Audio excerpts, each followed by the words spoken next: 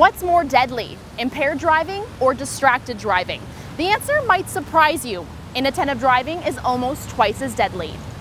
OPP says that just in Ontario in the last 2 weeks, there have been at least 38 road deaths where the driver wasn't paying attention to their driving.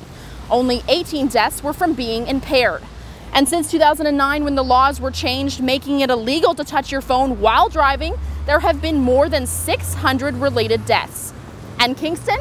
Well, we're not any better. We are averaging at least one offense per day. We're normally anywhere between 200 and 300 charges per year in regards to cell phone use while driving.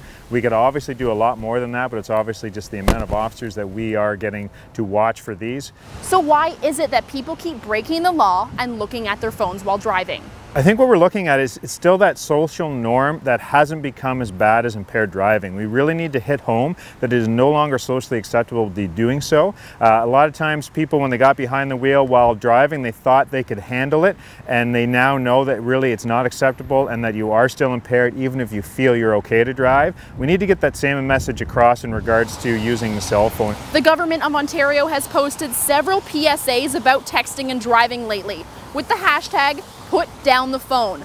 So, have you put your phone down? What will make you stop? Something to think about, Kingston. For Station14.ca, I'm Callie Warren.